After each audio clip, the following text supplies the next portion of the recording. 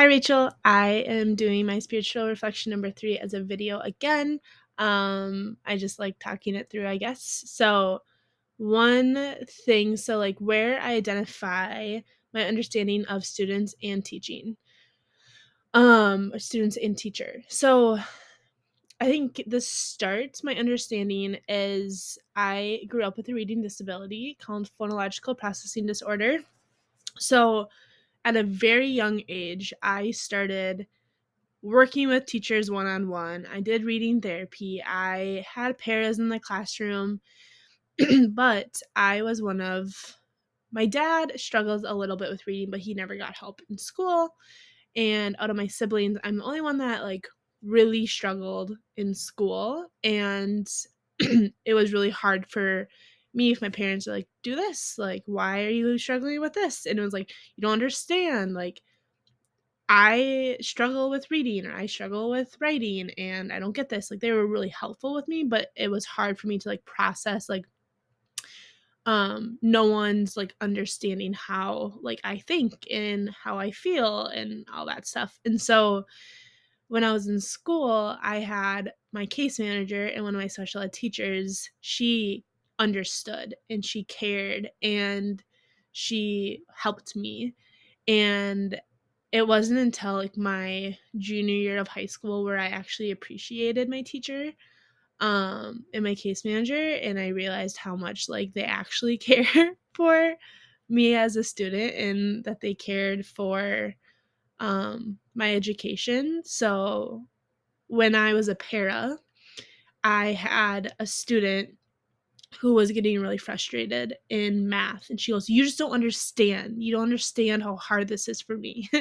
And I stopped her and I said, "Yeah, I do. I do understand. I understand um, the hardness of having to work with a para or being pulled out of a class. I understand the struggle that you have not understanding something that when your classmates or someone else is trying to teach you and help you." And I told her about my struggle with reading and told her about elementary school and middle school because she's a middle schooler. I told her about me having to work with paras, and I was like, I was embarrassed. I don't want to do this. I don't want to go with you. And because I didn't want to be seen as different. And so she really responded to that and she's like, okay, so you do understand. Okay. And she was more accepting for help. And that is just one way. Um, and I think that just helps with forming a relationship with our students and really taking time to get to know them and listen to them. That is what I've learned, especially as a para in my first year of teaching and currently in summer school too, is taking time to really understand my students and understand where they're coming from, understand why they're frustrated, and kind of relating that to my faith, right? There's times in my life when things are going wrong and I'm like, God, what is happening?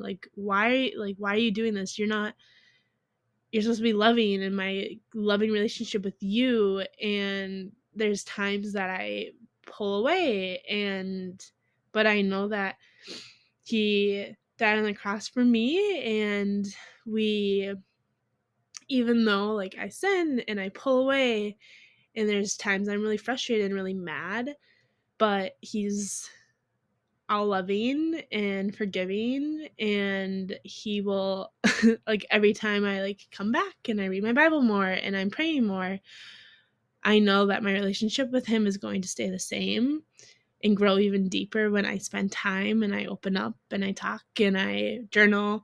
And I think that relates pretty well with my students too. The more that my students they're going to push away, they're not going to like what's happening, but they will come back or they will come and ask questions. And just knowing that for my students that I'm going to be there for them and I'm their cheerleader and I'm always going to help them. And I know that that's my relationship with Christ too, is that I'm still gonna I come back crying and he comes with open arms, and he's always gonna love me. And that's the perspective I want to have with my students. And I feel like Dr. Anderson did a good job explaining this too. And had good points as well. So that is my, one more question. Relate this discussion to this module's topic of high expectations. I would just say with that is just to, like, teachers tend to have, like, I am the teacher, you are the student, but to, like, meet the students where they're at and to really, like, walk alongside them and to help them in school and to learn with them. And it's not this power of, like, I'm your teacher, you're supposed to do what I'm doing, of, like, okay, let's figure out a new way to go about this, or how can we help you, or how, in that sense of just, like, going along with your student instead of, like, this is me and this is you, like, this is where we lie, of, like, no, we're going to go through this together, we're learning together, we're going through our struggles together, our highs, and, like, and that's just important of teaching, and I'm excited to bring that within my classroom. Okay, thank you so much for listening.